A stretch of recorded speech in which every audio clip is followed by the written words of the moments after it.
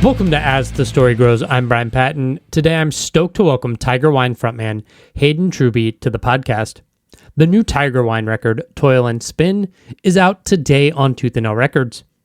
Hayden talks about his family's musical background, being in the right place at the right time to sign with Blood and Ink and then Tooth and Nail Records, growing up and realizing you don't know it all, and more. I've been a Tigerqwine fan for a long time. The band is always consistent, and Toil Spin is no different, so make sure you give it a spin today. I wanted to say thank you for checking out this episode of As the Story Grows. If you're brand new, welcome. You can find links in our show notes or over at asthestorygrows.com, depending on where you're listening, to our podcast community over on Discord. You can sign up for our mailing list on Substack, or you can support the show financially and get early access to every episode over on Patreon. We had a brand new comment on YouTube on chapter 543 with Chrissy Costanza. Chrissy TIYA 3025 wrote, "Actually, ATC fans did get nervous when Chrissy dropped her singles without the other two guys suddenly, and we were like, WTF is going on in ATC? It's such an honor to me because I've been the biggest ATC fan since their rookie years. Just like Chrissy said, when she was 15, they started their band, and when she was maybe 17, I was 14, and by then I used to jam their songs in the car with my mom halfway to school every single morning, and I was obsessed with Chrissy.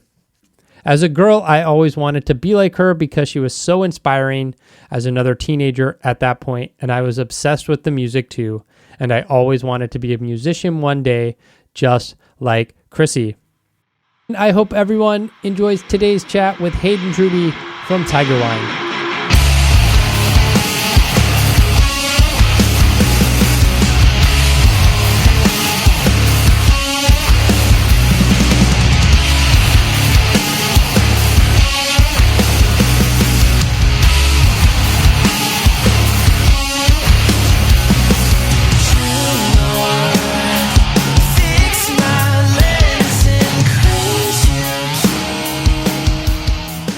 Thanks for hanging out. Yeah, absolutely. Thanks for having me, dude. Wow. Are you still up in Colorado? Yep. Yeah, I'm in the Springs. Yeah. Nice. Is that where you grew up? Kind of. Yeah, we moved here when I was 11. Okay. Yeah, I'm from Nebraska originally, but yeah, okay, same kind of deal. Yeah. I that's that part of the country I've never spent much time in. So Word. No, totally. I get that. I mean, Colorado and Nebraska are like, I don't know, people are the same everywhere, but they're just mountains here. Sure. Yeah. Good times. What took your family from Nebraska to Colorado? So, dude, it's interesting. My dad went to school in Sydney, Australia. And so we moved there when I was 9. And then for a job, he came back here. So in 2004, I think we moved here for my dad's job, and then that's the longest we've ever been anywhere. So it's interesting. Okay. Yeah. So. That's cool. It breaks my brain a little bit when you moved there when you were 11 and that was 2004. And I'm like, oh, man. Oh, yeah, for sure, dude. Yeah. Good times. Yeah. It's weird, dude. Getting older is weird as hell. Yeah. It sure is. What was growing up like? Dude, it was awesome. We moved around a ton when I was a kid. My dad was a stockbroker, and so we lived in 5 or 6 different little towns in Nebraska. So we were moving a ton. I think it's like what gave me my like love of just like going and traveling and being in new places and stuff. But yeah, so it was awesome. I mean, my parents are a blast. I grew up with a younger brother, and yeah, so just like hanging out, I got to have like the best of I feel like 2 generations, because I grew up with no internet, no phones, no not a ton of screen time, I guess. Yeah, and just being outside a ton, like with no supervision. Which I mean, like my daughter will never get that because I'm like terrified. But like got to have that. And then when I was a teenager, I had a phone and I, got into, video games and all that, like young boys do. Yeah. And, so I got to have like that childhood where it was just like completely, off leash, and then also got to have cool, stuff happen technology wise and like be a part of that, which is sick. But yeah, it's funny. My daughter asked me the other day, she's like, I think I'm old enough. I think I can walk to school on my own now. And I'm like, but you don't have to. Yeah. Oh, dude, 1,000,000%. Yeah. Like we see kids walking to school every morning, and we're just like, dang, dude, I don't know that I could let her do that. It's hard to say. When she gets a little bit older, maybe. She's only 5 now, so I guess it's a lot easier to see her as being just like incapable of doing anything. But right. But it's funny, like I went to Japan earlier this year, and I've talked to some people from Australia, and it's like so cool. It's totally culturally relevant for like, kindergartners to like ride the bus and the train to school. Like they just take public transportation. It's totally normal. And I'm just like, not here in a million years. But yeah, it's so interesting. Yeah. Crazy, dude. Yeah. What got you into music? My dad has always played guitar and sung, and my whole family, really. My grandpa Leonard is, an incredible. Well, he's got arthritis now, but he was like an incredible rhythm guitar player, and he's the kind of guy. Like one year, my grandparents own a bar in Johnstown, Nebraska. All right, the town of 42 people, which is crazy, and they're just outside the big city of Ainsworth, which is where my parents grew up, which has almost 2,000 people. So big city, yeah. But they own a bar out there. They built it when I was about 7 or 8. And one year at New Year's, my grandpa sat down at the piano and was just like playing along with the band. And my grandma was like, I had no idea he played piano. He was like, me either. So he was just like, my whole family's kind of like that. They're all super talented and really musically driven and musically minded. And so, growing up, we just used to do a thing where like we just spend a whole weekend with the whole family together, all just like sitting around in a big circle and sharing, like just talking about songs, or like my grandparents or my uncles and aunts like singing and playing music. Like my uncle Bill plays fiddle like unreal. Oh, wow. Super cool. Yeah. My brother, I'm working on I license music is what I do for a living now. And I'm working on like this like folky country thing. And my brother loaned me his mandolin and his dobro and stuff. So like, it's, a lot of like super cool stuff. He's unreal at those things, but like I was going to have him play on it, but now I'm having to figure it out for myself. He's super busy. So I'm figuring out mandolin and like cheating super hard and capoing a lot, but yeah. I was going to ask if that skill was transferable, guitar to mandolin. Like I tried banjo for a while and those skills were not transferable. And same with like ukulele. I just cheat and tune my ukulele like a guitar. Dude. Yeah. Banjo and dobro are the same in that they're tuned to open chords. And so, and then you like move the slide to change chords and stuff like that. But it's weird. It's like, I'm like faking it till I make it right now for sure. But it's been a ton of fun though. Yeah. Yeah. What was the music scene like for you once you enter high school or start to discover underground music? The only like Colorado based band I can think of off the top of my head is like 5 Iron Frenzy in Denver. So sick. Yeah. When we first started, actually, Steve, our guitar player, he played drums, and he actually he like went up to Denver. He's like, I'm gonna buy this cool drum kit. And it was like the dude from, I don't know if it was the guy from 5 Iron Frenzy or from their side project, but I remember we were all just like, that's the coolest thing ever.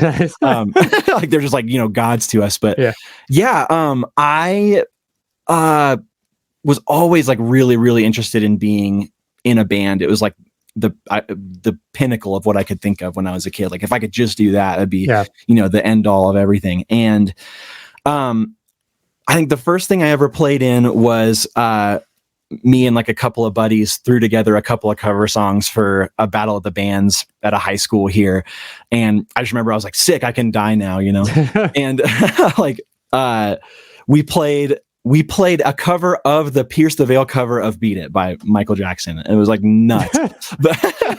So we did their version of a song that guaranteed none of us were familiar with. We were all like, 14 years old. Yeah. But yeah. And then, so it's like the classic thing where I like played that silly thing, and a guy that was there was a friend of a friend and was like, hey, we actually are starting a band. And I played, when I was 15, I played in a band with like these unbelievable musicians who 3 of the 4 of them are all professional musicians now. And I was just like, I like frontman and I had no clue, absolutely no idea what I was doing. And there's like old recordings where they're just like shredding and I'm just like up there making a fool of myself. It's so funny. But yeah, and that's just all, as anyone who's been in bands knows, it just kind of keeps on happening. And like you just keep on playing and you just end up, meeting a bunch of people, and the community is unreal. It's so cool. But yeah, and then I think it's weird. I've only played in like for like seriously, like 3 or 4 bands ever. Like like this band was, an offshoot of a different band that, so when we started, it was myself, our friend Sean, who played bass, and Steve, who plays guitar with us now, playing drums. We were a 3-piece. And we had another band with another member who that kind of ended. And so the next day we were just like, hey, do we want to start doing new stuff? And we talked about like trying to find someone to fill that space. And we were just like, nah, let's just do the 3 of us.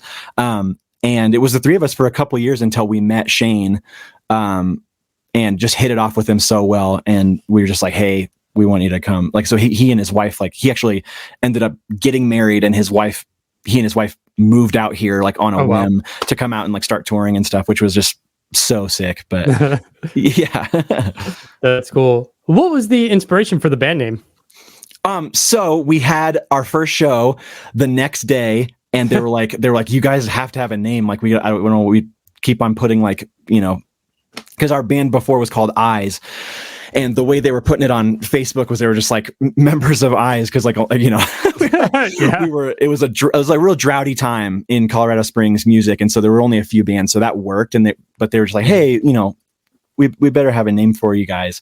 And I had like, when we got that group text, I had just been on like Reddit or something, and I read about poachers like tying up and starving tigers to make like wine out of their bones, because you could sell it for super expensive, and like the law is that they have to have died of natural causes, and so they just tie them up and starve them. And so I was like, dude, that sounds heavy, and I just texted that, and everyone was like, sick. So it was like so dumb, but it ended up working. It worked okay, I guess. But, yeah. It's a unique name for sure. Yeah, we were all just like, yo, that's heavy, dude. Like, What were like bands or scenes that were inspiring you guys sound when you were starting out? I mean, you've been consistent throughout your career. Like, dude, thank you so much. Dang, that is such an awesome question. Like, it's so weird. We like started our band, and I think we were pretty sure we wanted to just be like Title Fight worship or like, stuff like that.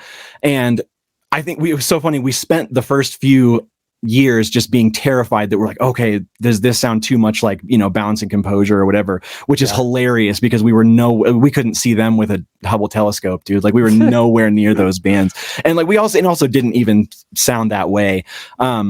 And like Steve brings a lot of like, he grew up like a Black Dahlia Murder kid, like a Converge kid. Okay. And, was, he brings a lot of stuff like that to the table, which is really cool. And it ends up like throwing a really good wrench in my, like, Reliant K childhood, kind of coming up. Yeah. Yeah. So it's like,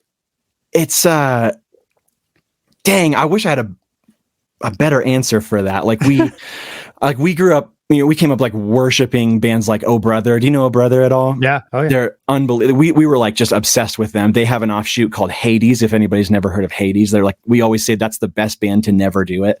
Man, they like just didn't ever tour, but they have the sickest EP ever. Like we always just loved super, super heavy, like really loud guitars and like big old huge rock drums. And yeah, which I guess, I mean, obviously if you've heard us, that's what we're into, but yeah. And like, I know Shane, he basically reached a point in his life where he had to choose between being like a drumline instructor or like a drum major and like an instructor and stuff, or if he wanted to just tour in bands. And so, lucky for us, he picked that. But yeah, so he like has a lot, like a really, really like marching and orchestral background. Okay. And so, especially making this record and the last one with our friend Jeremy, he's very drum nerdy, and so is Shane. And so it was like drums for our both of our records have been just like a ton of fun and kind of a logistical nightmare, but it's been, I mean, awesome, super worth it. Yeah. But yeah, like it's so funny to like sit down and hear what they like cooked up and having to be like, okay, like there, you know, maybe we don't need 4 different like bass drums and, you know, things like that. Right. Yeah. And they feel like it's so weird and fun and, you know, all the things that go into making a record and like all that kind of logistical stuff is fun.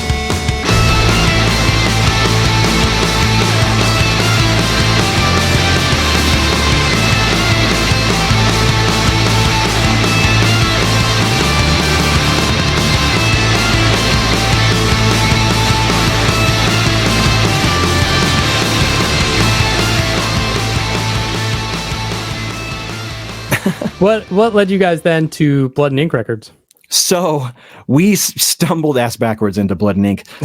We were kind of just like looking around for shows to play early on, and we ended up discovering and getting into Household and Comrades, which are 2 bands on Blood and Ink at the time.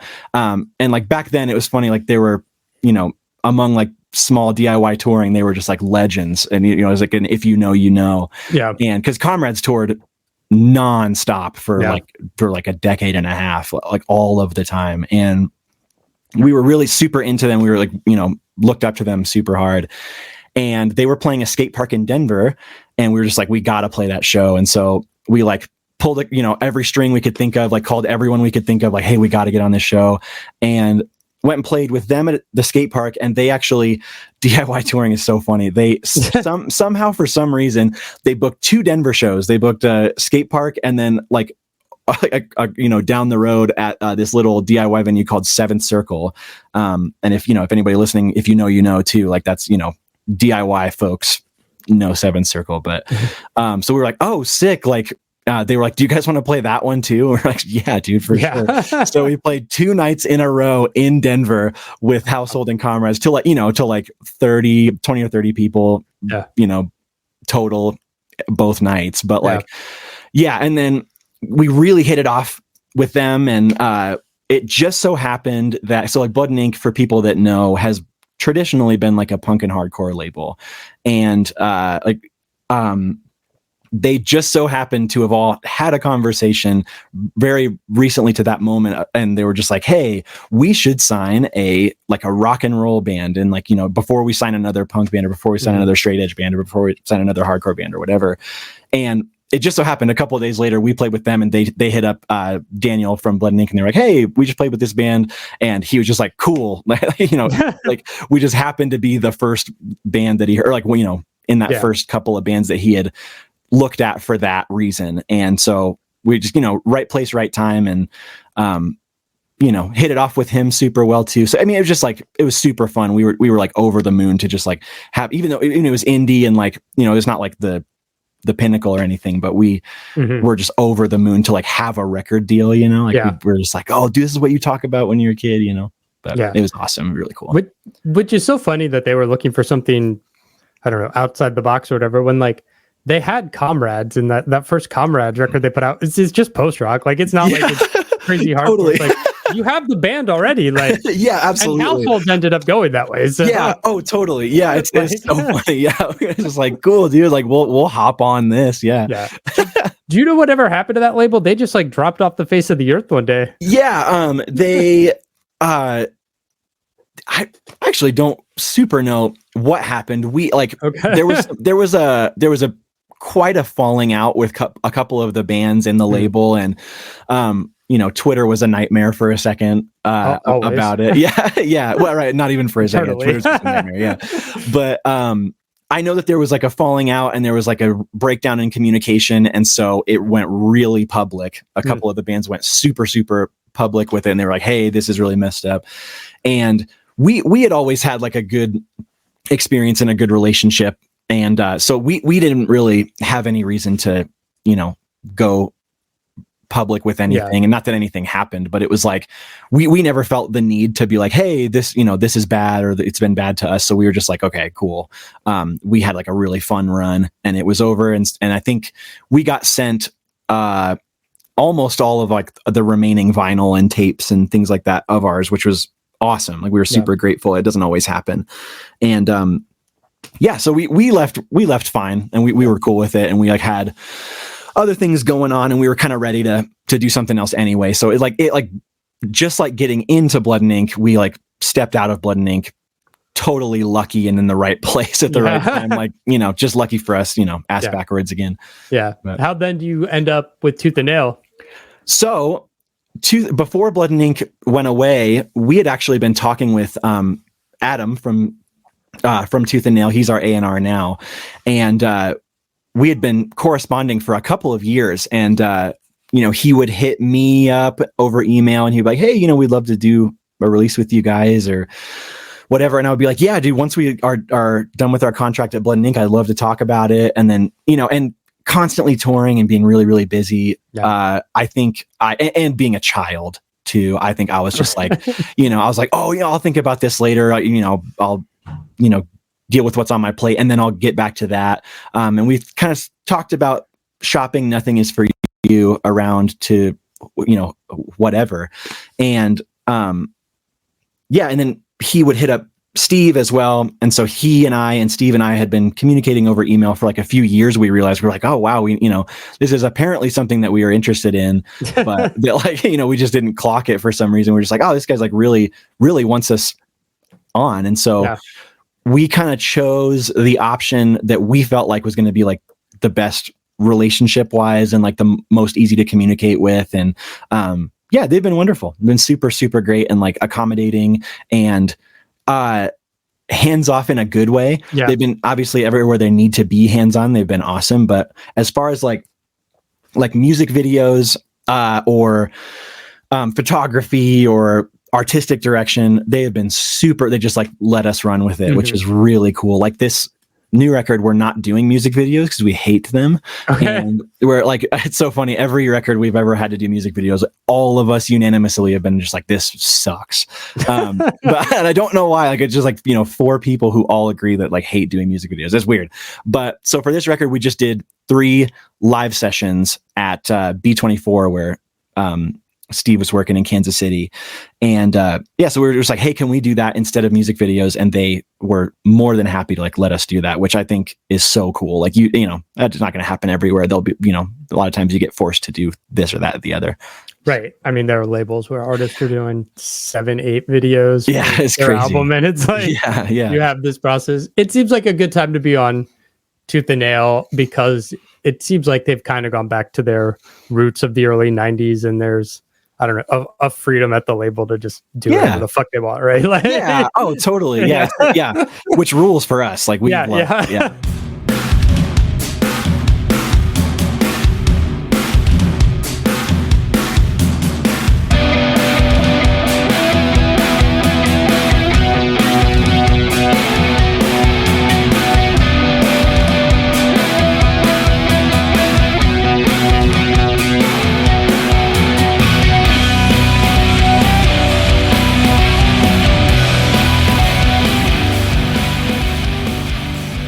Nothing Is For You, May of 2020, a super unfortunate time to release a record. How was that experience and process for you? Like, was it just this super bummer, or were you just like happy to have it out there?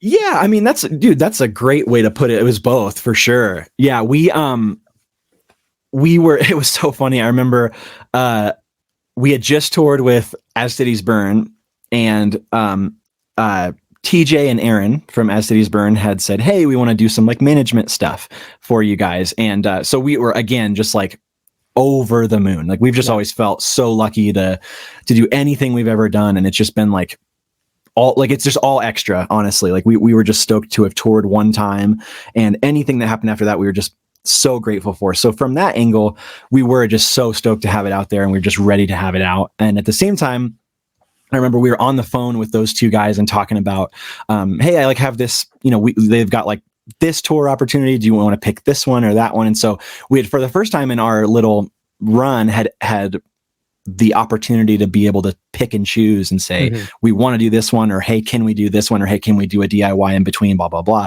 And it was just shaping up to be the coolest 2020 ever. And it was like, so was. yeah. And like, you know, we had spent, 5 or 6 years at that point, just traveling our butt cheeks off and like just going really hard. And we had just kind of started to get some support slots, and we were just really feeling the love and feeling like we were having some momentum. And yeah, we put the record out just in time for everything to shut down. And so I think, like, confirmed, I think we had like 30 or 40 or 50 or something like that shows canceled officially. And then other than that, we were looking gosh, to the holidays and the winter of 2021 already, like at stuff. And so, you know, lots of stuff that we were going to do that didn't end up happening because of COVID. And, I mean, obviously, like, 3 of us have kids now, and obviously I wouldn't trade that for anything, but, yeah, it was a bummer. It was really tough, because that record comes out during the pandemic, and like before that, you guys have been on this small label. Even though you've been around for a long time, does it feel like with this new record there's a bit of reintroduction of who Tigerqwine is to the world? Totally. Yeah, absolutely. Like, yeah, it's weird how every release cycle is so the same and so different. It's so weird. Yeah, but totally. And especially when you're like a small band and you know that a lot of people are kind of coming across you for the first time, it can be very liberating, and it can be very weird. Cause yeah. And you want to be progressing and you want to make cooler stuff every time. But yeah. And like the thing we're always scared of is like reinventing the band. You know, we always want to like make sure that we're like, you know, like doing the same thing sounds weird. I obviously don't want to be doing the same thing, but we want to be us every time. And so, yeah, like putting that out, I guess, like, what's the word I'm looking for? Like, every time you have to put a record out, you do feel like you're like coming into the world for the first time again. Yeah. And it's also just like, oh, sick. This is like the same old thing we've done. It's really weird. But so maybe it's just like, from like the logistical end of it, it all feels just like monotonous and the same. And then at the same time, you're like doing a very hard thing, I guess, by, you know, putting this little thing that you've just like only had to yourself. For us, these songs most of them have been written since like 2021. And so it's just like this little baby that you've just had for however long, and you do a hard thing by being, you know, letting it out into the world and letting everybody hear it. So that's new every time. But yeah, that's a sick question. This is awesome. Album's called Toil Spin. It's the final track on the record. What led to that as the album title, and how does that encompass any themes or ideas? So Toil Spin is a lyric off of our first record, off of a song called High Roof. And that song is like so we traditionally would do every single thing together except lyrics. So we would like all get together in the same room, and we all just knew the record front to back, and then I would just like come up with the lyrics, and then the first time anybody would hear them would be in the studio. Yeah. And so that was the first song that I had any help or anybody writing lyrics with me. And Steve and I wrote that song together because we both our dads have had similar trajectories in their lives. And we came up very similar. It's very interesting. A lot of parallels, but we wrote that song together about our dads. And this record, we did things completely differently, where we all 3 of us lived in different parts of the country. And so we were like doing it postal service style. So we were doing, so like we were, sending files back and forth and writing songs just like in pieces and through, Logic and Pro Tools sessions and things like that. So we all heard the whole record, including vocals, for the first time before we even went to track anything. And so, which was so interesting. So it was just kind of like, we felt like it would be a cool way to just like call back to, you know, that kind of thing, the beginning of that happening. It's like, you know, we started changing the way we did things with that song. And it's, you know, it's fun to be self-referential, I guess, but yeah. It's funny that you mentioned the Postal Service, because thinking about how revolutionary an idea that was when it was like they were sending files back and forth, and it's like that's how everybody makes records now, is you just like nobody sits in a room, it's just like, here's my riff, do your thing. Yeah, totally yeah. It was so funny. We thought that's just how it was. We thought that's how everybody did things. And like I remember we showed up to make our first record, Die With Your Tongue Out, in Atlanta in like 2014 or something, or 15.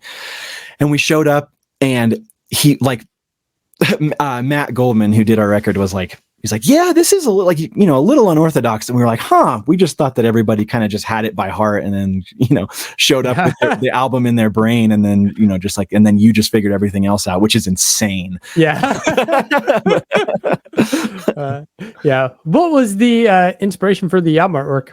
So the artwork is such a cool little thing. Like, I forget the guy's name, but our friend Justin Slaughter is a good buddy of ours, and he runs a clothing line called Fantasy Initiative. And it's, you know, it's like one of those Instagram kind of like clothing lines that he used to do. He used to do bootlegs a lot, and now he does like fully original, really, really cool clothing and home goods and stuff with like super sick dark fantasy designs and things like that. And he's just an awesome designer. He used to do design and merch for a band called Ghost Key. Okay. If you remember. Yeah. And so he was like a sixth member of their band, and like or fifth, whatever. He was just like really super involved in all of like the direction for them. And he was one of the people that we sent this record to early on, and he just ended up sending Steve a text, and he was like, hey, when's this thing coming out? And Steve kind of just filled him in on like what's going on. And we haven't done anything in over 4 years now. Yeah. And so understandably, the label was kind of just like, hey, so, you know, this, and they are throwing us a bone, like by, you know, being willing to, you know, to pay for a record and pay for videos, and it's so cool. And so we're already just like over the moon with, you know, how much has been afforded us for this record. And so he kind of told him, he was like, yeah, I know it's just going to kind of come out, and we're just stoked for that. And he was just like, hey, what if I came alongside and like helped with all of the visuals and stuff like that? And so he, which is just unreal, like, you know, unheard of for someone to just be like, hey, let me just also contribute, not knowing if he's gonna get any return on it at all. Just being a pal, like really, really cool. So he, we have like a merch pre-order that's up right now, and he designed all of that stuff. He sought out a guy, I wish I could remember his name, dadgummit, I'll have to look it up, but he, you know, basically found a guy to like, he found a couple of different options for us to look at and for artwork, and they were all sick, and like that was the one that we felt like just like matched the record the best. And so so shouts out to Slaughter. He just like completely took over like the visual creative direction, which is just, we suck at that part of it so much, and it was just like such a homie. It was amazing. But what were things inspiring you guys, or were you drawing reference from when you were working on the lyrics for this album? And I mean, maybe specifically if you could talk about the song Lastly, that one stuck out to me when I was listening to the album. Yeah, dude, thank you so much. So the whole record is during the pandemic and all that stuff, touring, completely shutting off and not being able to like have an excuse to escape it anymore, I really like sat with a lot of things. And I mean, for lack of a more interesting way to say it, I completely just threw out and started over with just like the way that I process and view and make sense of things. And it was really good for me in the long run. It was kind of traumatic and scary and weird in the moment. And so I just like started writing it down and writing about what was going on. And the imagery of the record is very focused on circles and cycles and things, revolving and stuff. And so, and if you like listen really close when the record comes out, there's like, there's a lot of lyrics that are just never ending sentences that like the back connects to the front and they just go around and around and around. And a lot of just like talking about how,